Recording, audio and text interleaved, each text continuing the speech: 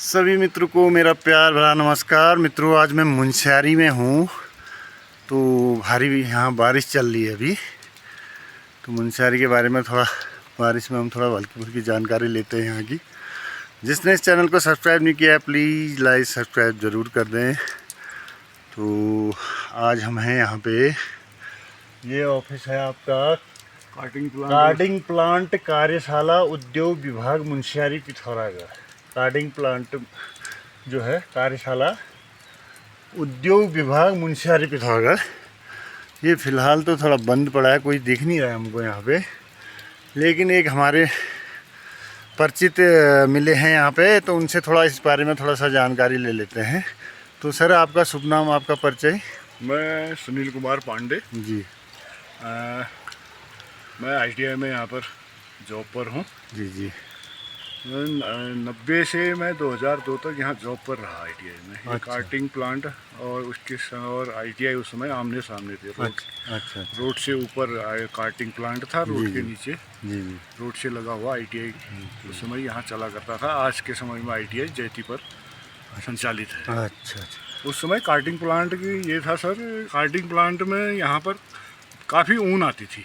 अच्छा, जो भेड़ पालते थे यहाँ के लोग? भेड़ पालते थे, जब उस ऊन को काटते थे उसके बाद धुलाई करने के बाद वो अच्छा, धुलाई घर ही में जाती है? धुलाई वो लोग घर ही में करते थे। अच्छा।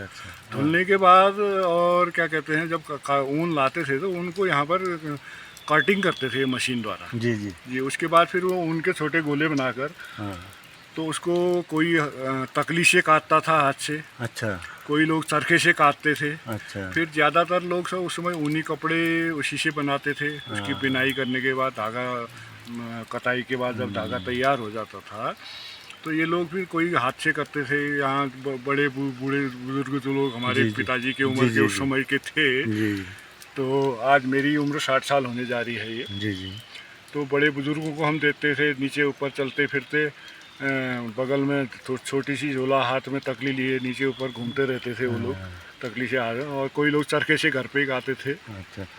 तो उससे क्या क्या बनता था? उससे पंखी नहीं, पंखी बोलते हैं सर, ये तो क्या कहते हैं, गले के मफलर बोलते थे उन्हीं समय। और ये पट्टू कहते थे ये लोग, जैसे हम वाशकट कहते हैं, भुट्टी कहते हैं आज के समय में। कहीं कहीं पर वाशकट बनाते थे, गरम पैजामा बनाते थे।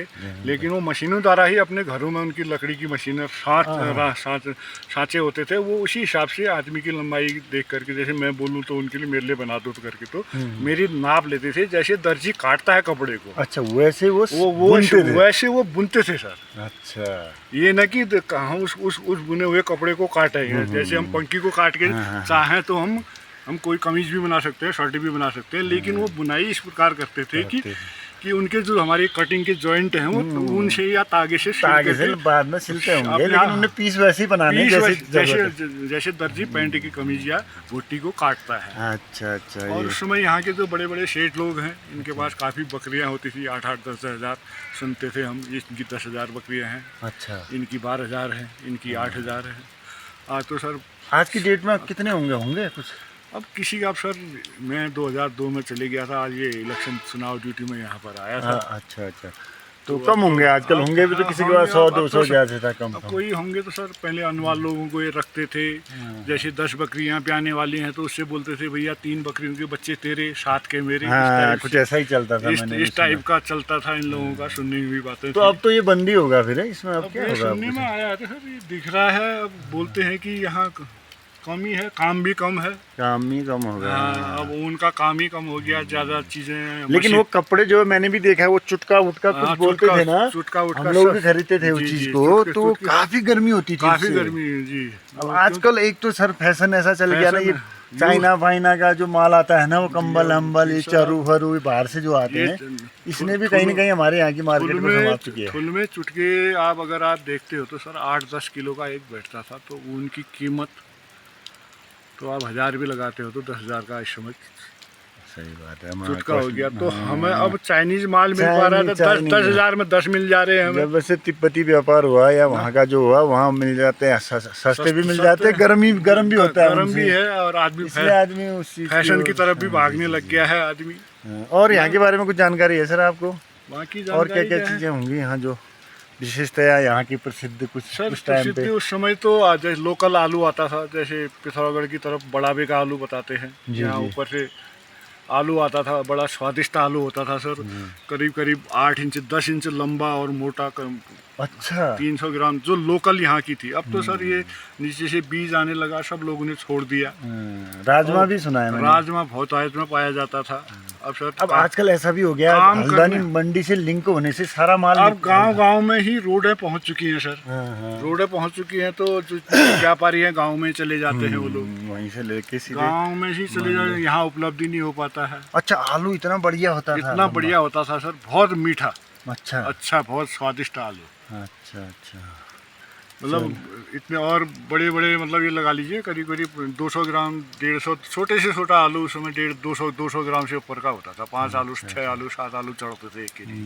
चलो ठीक अब तो मिल ही नहीं पाता। अब ये सब लोग मतलब जितने हाइब्रिड करके चौपट हो गया हाँ, वो पुराना वाला वो चीज, वो जो हमारे वो घरे बीज ही नहीं हो जो पाऊंगा हमारे यहाँ पे। घरे पहाड़ी बीज है वो खत्म हो गए हैं, ये हाइब्रिड के चक्कर। ककड़ी है, जैसे ककड़ी पहाड़ी ककड़ी पहले। ये हरकोट से आती थी सर पहाड़ी ककड़ियाँ। अच्छा इधर ये ITBP से नीचे इधर हरकोट है सर, करीब पैदल तो सर 2 घंटा लगता था जिस समय तो हम जवान थे ना। तो एक आध बार हरकोट की तरफ मैं भी गया हूँ अच्छा घूमने। हमने कहा देखो कैसा इलाका है।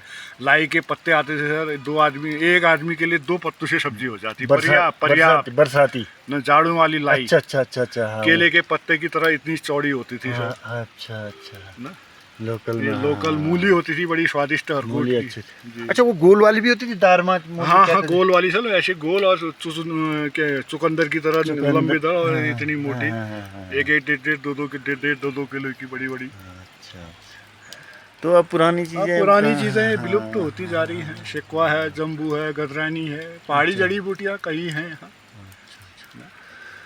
तो धन्यवाद सर, आपने हमको थोड़ा बहुत जानकारी दी। तो धन्यवाद सभी मित्रों को। जिसने चैनल को सब्सक्राइब नहीं किया है प्लीज़ लाइक सब्सक्राइब ज़रूर कर दें। हम आपको अब कुछ आगे की जानकारियाँ और धीरे धीरे देते रहेंगे। फ़िलहाल यहीं पर समाप्त करते हैं। धन्यवाद आपका, बहुत बहुत धन्यवाद, आभार सर, आपने हमको इतनी जानकारी दी। Thank you.